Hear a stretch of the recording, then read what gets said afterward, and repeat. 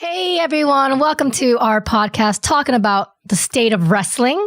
I am Kaori Takei, and with me is... And Campia. Together we make Team Amasian, and we are here and we're going to talk about what has happened in the past week when it comes to WWE specifically. There's been a lot of changes considering the coronavirus has been going on, so a lot of things are not what they used to be, and that includes wrestling. That's absolutely true. It's definitely a lot different than what I'm typically used to seeing. That's for sure. Yeah. I don't know if you guys have been watching wrestling this past week, but there is no audience. There's no one watching the ring. Only people there are employees that have to be there, wrestlers that have to be there, superstars that have to be there. There's not even much music going on other than the entrance music. And also there's not much flavor, I guess you can say, right? How does it feel when you watch it and there's no audience? It's really bizarre. It just feels like a rehearsal to me. Yeah. And where a lot of shows can get away with no audience, this one just feels really empty. Like you really feel the fact that there's nobody there cheering. There's nobody there reacting. And there's no, we just watched a clip of something right now. And one thing that makes it even more unusual is that there's no background music. Yeah, so it's you pointed that out. Arena, empty, so quiet. And then you have these guys that are trying, and women who are trying to perform. It's odd. It really is. Yeah, you can literally feel a pin drop. And it's just strange because it's complete silence unless you hear the entrance music. You can. It's almost like the superstars, if they have a mic in their hand, they can't mess up. There's nothing else for us to pay attention to except the subtleties of wrestling.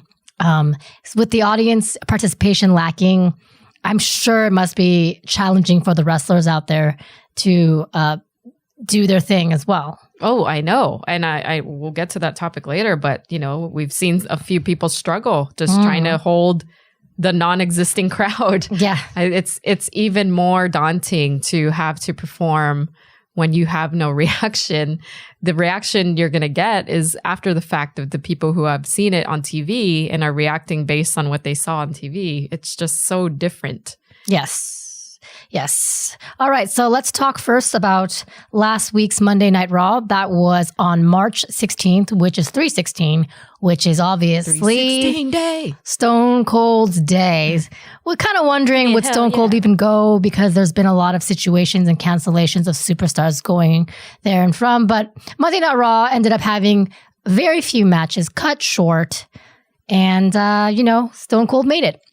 Yeah. I mean, I think everybody looks forward to this day, right? Yeah. It's the day before St. Patrick's Day too, but again, with no crowd, it's a little daunting even for a Stone Cold Steve Austin to go out there and try to make a statement when there's nobody reacting. Well, yeah, let's talk about Stone Cold first because we saw Stone Cold going in there and, heckling Byron Saxton. It just felt oddly all the more predictable without the sound effects and all the crowd jeers and cheers in the back. You kind of felt like nothing was going to surprise you at all. No, you almost wanted, I don't know, he almost wanted them to just improv it. Yeah.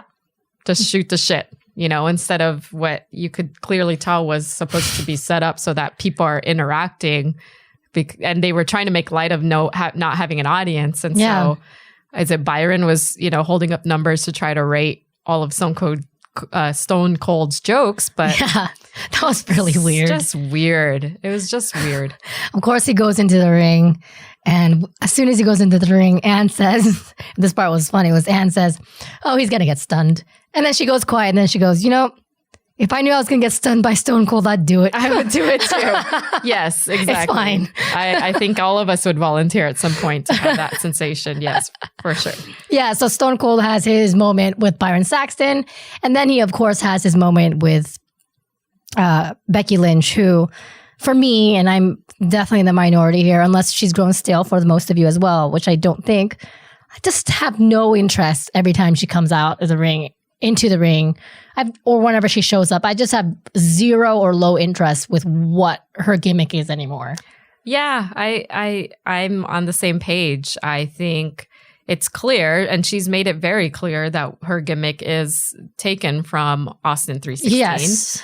Which is fine, but I don't know if it's run its course. I don't know that I ever was a fan of the gimmick to begin with. Maybe that's partly because I was such a big Austin fan that to see anyone else try to do it, let alone of the opposite gender, which I think is awesome that she stepped into that role.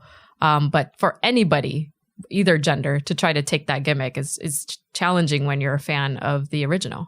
Well, that also kind of lights the thing with WWE and wrestling is they tend to recycle gimmicks, but then change it with a little twist. Yeah. Right. So sometimes it just gets stale too quick. And to your point, it is hard to measure up to Stone Cold's quote unquote gimmick, even though he himself endorses Becky Lynch. Right. Which is good for her. But there's a little thing about it that bothers me, and I might get backlash for it, but we're in this era of Me Too and women, feminism being strong. So why does she have to say that she's so strong that she's the man? Why can't she be so strong that she's the woman? Yep. That kind of bothers me too. Yeah, I hear you on that. So I don't know. That kind of makes it stale for me. But that was the 316 moment on Raw. And then we also had the moment of, Ray and Andrade and Zelina out there in a match. And the match obviously was really, really hard to take of interest, but Asuka was there as commentary and she was amazing. Yeah, it was a pleasant surprise, I think, for everybody. Yeah, and Jerry Lawler credits Asuka for saving that match. I think, the amount of people they throw into the ring, it just does. I don't know that it matters right now. No. I mean, they could have a whole Royal Rumble, which may be interesting, but without an audience, it's just so weird. But yes, I definitely think Asuka's energy, just her commentary, whether you understood it or not, because it was in Japanese, like just the energy, definitely you could feel it through the camera. Yeah, go her, because we needed that energy. Yeah, for sure. I definitely agree with Lawler. She definitely entertained us through Raw or during that match. And then, of course, we have that big AJ Styles Undertaker signing. That didn't really happen. Not so signing, yeah. So we saw Undertaker go into the ring, which again, it's the Undertaker who has such a grand entrance, turn off the lights, like sometimes there's pyro and smoke. He just came in, with his regular leather pants and not like in the full gear, which is fine. But I definitely do miss the entrance and everybody cheering for him. But he came into the ring with nothing and he was super angry. And at first I didn't understand what was going on. Yeah, it was just odd. And then you realize AJ stole the contract and he was in the back. Yeah, so that was a pretty bad move, but... yeah. Who do you think wins that match, though? First of all, Undertaker, how many times is he going to retire? And how many times are we going to say goodbye to him at the grandest stage of them all, right? We're like, oh, goodbye, and then he comes back. I don't know what it is. I guess he's just not ready, or it's just... I don't know if he just shouldn't say he's retiring. Yes. Just say, I only work one day a year. Yeah. And like everybody would understand that. Right. It's like a Jay-Z album. It's just... Once every 5 years, I'll drop an album. Yeah, like Undertaker, we know at this point in his career, he only really comes back between Royal Rumble and WrestleMania and maybe SummerSlam. Like those big hitting milestones for wrestling, that's when you'll see the Undertaker. And that's totally fine. He's paid his dues. He doesn't have to be there day in and day out. So, but the fact that he constantly has to say, I'm retiring, it's like a childish Gambino. He just said he's retiring. Now he has an album out. So it's like, just make up your mind. Yeah. I mean, we get it. It's hard to make up our minds sometimes, but I don't know. I mean, maybe he sees a new superstar. He's like, I want to get with them sometime, or, I don't know. Yeah. There's something that keeps pulling him back. That's for sure. Yeah. All right. Let's move over to SmackDown, where, there's not much to talk about when it comes to Monday Night Raw. And there's not much to talk about when it comes to SmackDown as well, obviously, because not much is happening. And we okay, let's backtrack just a hair. We skipped over NXT today because this week NXT was filled with a lot of promos and a lot of interviews, and we don't really need to talk about that. Other than that, viewership was much higher for AEW this week than NXT, almost by double from what I saw. Yeah. Almost double. And I'd have to like make a real comparison to what did AEW do right that, you know, WWE is not doing right. I'm not sure. I haven't figured that out yet. Mm-hmm. But the fact that the viewership was double means that they were able to manage the no audience in the arena, but audience watching them on camera. And people were tuning into that. Yeah. So, I mean, if you guys have any idea, please let us know through Twitter. All right. So back to SmackDown. We have what I'm going to mention, and probably the only thing I'm going to mention about SmackDown this week is Rob Gronkowski, a.k.a. the Gronk, makes his way into the ring in this really awkward, funky bro fashion. Bro is such a good word for that. Right. Introduced by Mojo Rawley, who's obviously a WWE superstar. And he just is so excited to be coming into the ring because he's going to host 2 days worth of WrestleMania. Crazy. Yes. And he's talking about how he's been a fan for a long, long time. And so we'll see how that happens. But obviously Baron Corbin isn't a fan. No, I think I do respect the energy that Rob Gronkowski brought. I think when there's no audience, you have to have that over-the-top personality and that much more energy. Sure. Mm-hmm. It's just another odd moment when you don't have an audience. And I know I keep going back to that, but what should have had a lot of pop, you know, the multiple champion, NFL champion that's coming to WWE to just be a superstar, you would have heard the crowd go crazy. They probably would have had it somewhere in Massachusetts. So then he was like hometown, or you know, where he's been playing for the last few years. But because there's no audience, again, it was just like his best friend that was his hype man, and Michael Cole. And Michael Cole, his best friend that was Michael Cole. Yeah. You know, they're saying that it would be funny if Tom Brady showed up because it's not going to happen, obviously. Coronavirus and all that stuff because they were buddies, you know. And I just found out Tom Brady was going to Green Bay. I didn't know that. Tampa Bay. Oh, Tampa Bay. Yeah. That's crazy. Which brings them very close to that arena. Right. Yeah. So there is always an opportunity depending on how long they have to wrestle at the Performance Center. And if Brady starts to pack his things and go, that he would be in the same state. Yeah, same state. There's still a chance. There's a chance, but remember, he has to travel to Orlando because everything's going to be in the Performance Center right now, which is crazy. So let's talk about WrestleMania and the state of WrestleMania. Sure. I remember I had plans to go and I bought my ticket, which I had to cancel, by the way, the flights. And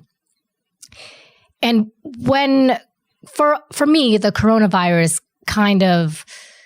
it was knocking at my door for the longest time ever since the Chinese got it and started developing. More and more people were getting it. But it was just knocking at my door until I think it was like that Wednesday 2 weeks ago. It just felt like overnight it blew up. Everyone started freaking out about it. Everyone was getting it. Everyone stay home. And I was thinking, oh crap, please don't let WrestleMania be canceled. Please don't let WrestleMania be canceled. Yeah. But the longer social solitary confinement or social isolation, I'm forgetting it, social distancing. Yes, social distancing lasted. The more I knew this wasn't going to happen and it shouldn't happen, you know, as much against my dismay, I just realized that people shouldn't be flying on planes. And I don't even think wrestlers should be wrestling, contact sport. And I think that's really dangerous for them as well.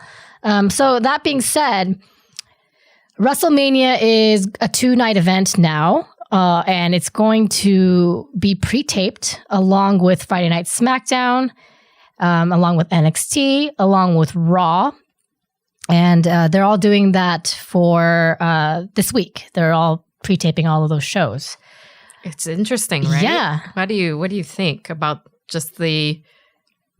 I guess if they go live, there's a lot of risks there too. They wait any longer, just from a timing perspective, there's a lot of risk because, to your point, like you're saying, every day, everything escalates. Yeah. And we live in LA County. Now we're on Safer at Home, which is not quite lockdown, but almost there. So I think the longer they wait, there could be a chance that they won't be able to have the show that they wanted to have for WrestleMania. So I get doing the recordings, but I don't know. What do you think about it?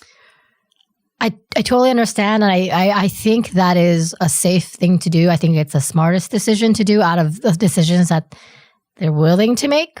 I think, honestly, for the safety of those superstars, unless it's going to look empty like Raw or SmackDown and NXT was this past week, they might as well just play Lord of the Rings instead of WrestleMania. I know that sounds horrible, but I'm just worried about the superstars. It's contact sport. Yes.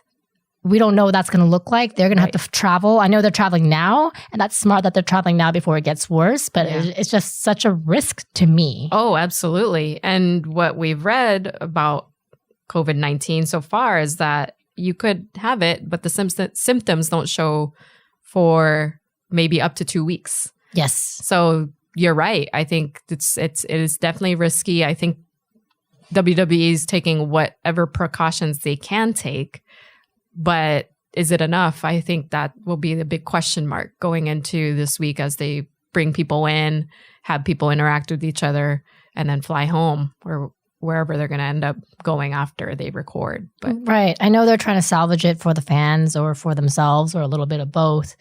But look, we're already not having access. Hall of Fame, all those people are probably going to, how is that going to look? That's interesting, right? I don't know what that's going to look like. Kind of strange. Do you wish that and I know you've said it all along, but do you still feel that WWE should have just postponed the events? Like a lot of these other large events, they're just moving it out a few months to see if anything subsides or if anything gets better? Or do you think this is the right call to make to hold it where it is? As a fan, I would think they should push it because as a fan, we want to be there and have that experience. The experience that we're going to have a pre-taped WWE WrestleMania 36 with no audience, worrying about the wrestlers, limited wrestling probably. I just don't think it's worth it. Right. What is that? It's just going to be the weirdest and worst WrestleMania in history. Right. It's definitely going to be a snapshot in time of what was happening here. Right. I mean, I think crystal ball and fingers crossed that by this time next year, we've got things to combat COVID-19 and things have subsided and died down. So I definitely think you're right. This is definitely going to be one very unique WrestleMania that we'll remember forever. I think what we're seeing with Raw and SmackDown, the things that we have seen even on AEW that they've tried this week, it's not really working for me. I don't know how you feel about that. So to then take WrestleMania, which is an even grander scale event, and try to pull off the same thing, have the same energy, everybody in that room has to take it up 15 notches. Yeah, they have to.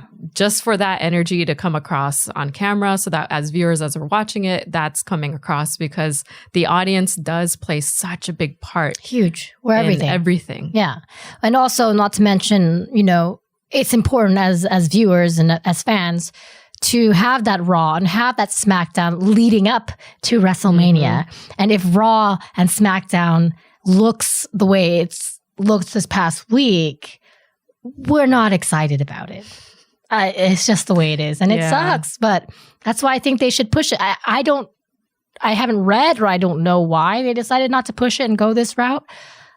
I would imagine they just don't know what to do with the storylines, but yeah, that's a good point. That probably is a part of it too. Where WWE and any of these wrestling, well, WWE and AEW really, when you have all of the it's not just I know WrestleMania is the premier thing, but then you move quickly into SummerSlam, then you move back to all the other. So they have like a roadmap every year that they follow with all of these pay-per-views, big events. So to move WrestleMania out, you're right. I think storyline wise, it might be confusing. And then you're bumping up against SummerSlam in the summer. So it's like, how do you overlap those events? So yeah, definitely. I think a lot of these organizations have had to make quick decisions that they think are best for them. And I guess WWE thinks that the show must go on. Right. So we'll see how it turns out. Maybe it'll be better than we expect. Yep. But, talking about WrestleMania, another example that we're not going to see is every WrestleMania, there's always a battle royale at the beginning, right? Mm-hmm. There's not going to be one this year, either for females or males, because obviously there's too many people in the ring for obvious reasons. And that makes sense. But that's another thing. I don't know how many people really care about the battle royale. I think it's entertaining, but that's another, part of WrestleMania that we're not getting. Yeah. Yeah. Something that you're just very much used to seeing. Mm-hmm. You can't have that many people. I mean, you could have, 10 or less people gathered right now? Probably even less so. Well, no, right now here in Los Angeles, that's what it looks like. Yeah. So maybe across it's the same, but yeah, that definitely does not make up the numbers you would need for that type of match. And it's just safety too. Makes sense. Yeah. All right. So now let's wrap it up by kind of like, if you guys haven't heard of us before, we wanted to talk about why we like wrestling, our favorite superstar at the moment, and also our favorite feud at the moment. And what is your favorite feud at the moment? So, Anne, hi everyone. Yeah. Kaori and I actually, we sync up on a lot of things, but I've never met somebody who's obviously beautiful, smart, but also loves wrestling as much as I do. Oh, that's so sweet. I can't believe that I've met somebody that does.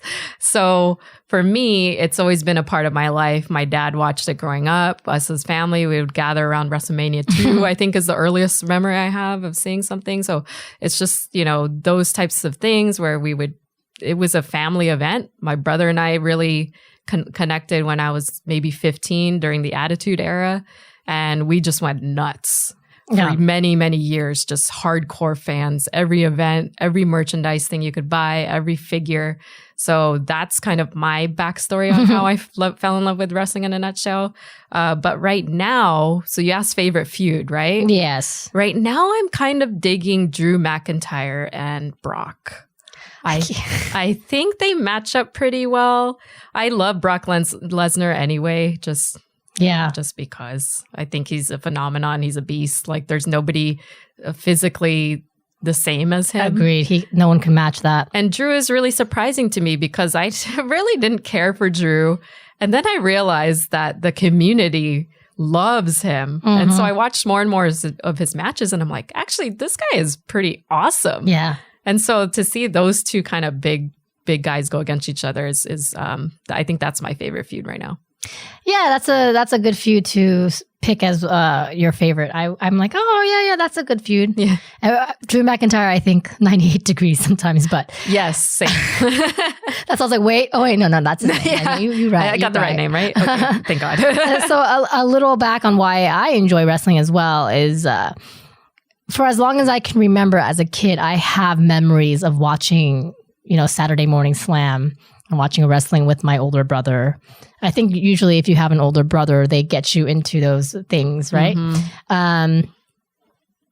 And I remember thinking, and I often wonder if kids nowadays have that same feeling, being afraid for the wrestlers, thinking this is real stuff. Yeah.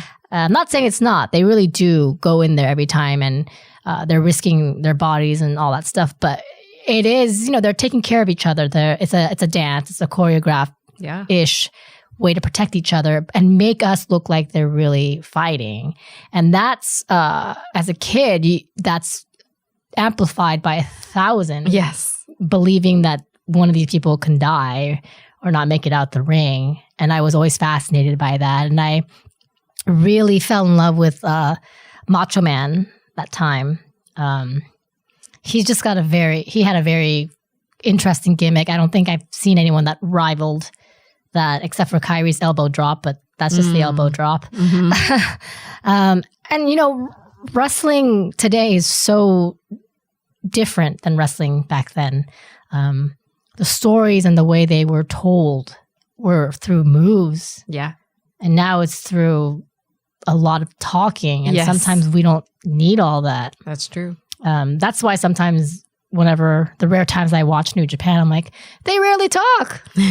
And you can barely understand that, but you can feel their anger. Yeah. And, so that's why I like wrestling. Which NXT still has kind of that balance too. I think so too, because I don't think obviously they train them to talk on the mic, but I don't think that's, their focal point is my guess. Right. So when they hit the main roster, they're okay, now you have to talk more. It's like, crap. Oh, I know. What do we? Yeah. Maybe that's part of the reason why a lot of people who get elevated to the main roster oftentimes fall into mid-card. Right. Maybe that's a problem. Yeah. Who knows? But yes, my favorite feud of the moment, I'm going to have to say an NXT superstar, Rhea Ripley and Charlotte.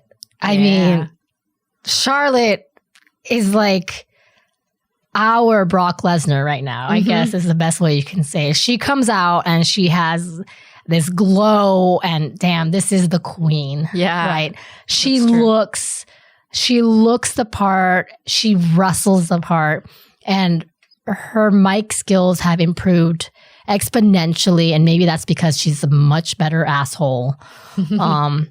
But she's just, anytime she had a feud with someone else, I just felt a little like, no one's going to really beat you unless it's scripted for her to beat you. You know what I mean?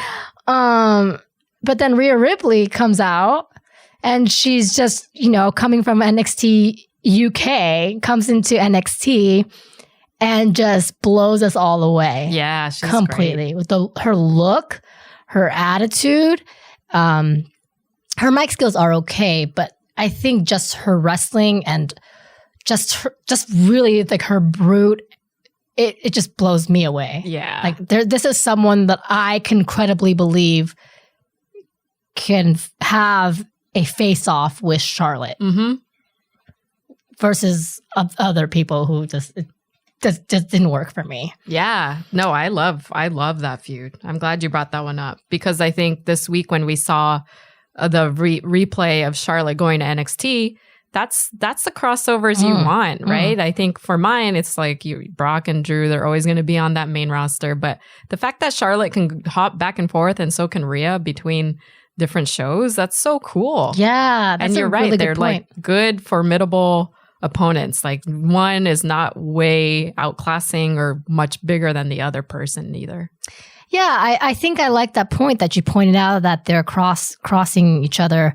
But there's also another feud they're crossing over, but I don't care. It's the Shayna Baszler. Yes, thank you. Becky Lynch. I know this is not on our rundown for what we want to talk about, but that is such a great point, because as I was looking for my favorite feud right now, that match came across and I'm just like, not interested at all. Right. At all. Right. And I remember a couple Raws ago, Shayna comes in and bites Becky, and then Becky does this whole, I'm in pain. I can't believe you did this. I'm going to take this ambulance and drive it away. I forgot about that. Yes. And it's like, who does that? So dumb. And this is not the era you're in right now. No. Yeah. And to me, I was like, okay, it would have been cool if Shayna bit her and then end, but then it just went far too long, Yes. But anyway, done bashing Becky Lynch and Shayna. Do you have a favorite superstar at the moment? Yes. I was so looking forward to this part. Okay. Because I don't think you'll be able to guess who I'm Oh, gonna say. gosh. Do you think, Undertaker? No. I'm just like, is it a he or a she? It's a he's. He's? So it's a tag team. Yeah. Oh, it's Street Profits. No, but that's actually pretty close second. I'm going to go with Heavy Machinery. What? Who I've been blasting over and over again. It's the tag team of Otis and Tuck. That's crazy. I would have never guessed. They are, you know what it is? There's a few things about them. They're big guys. Like they kind of remind me of 80s wrestling, the way they look, we're a Tugboat and Earthquake, like that kind of tag team. And they're just funny. Like they bring a lot of humor and a lot of personality into their matches. If somebody gets hurt, they hug each other, just like silly things like that. And then Otis, of course, has the side story with Mandy Sachs, which I think is also really funny because they don't match, but it's also cute.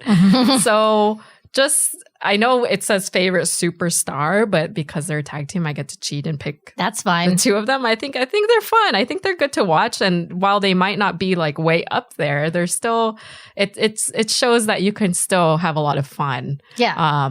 While you're wrestling, and they definitely have personality. Yeah, that's very, very true. Yeah.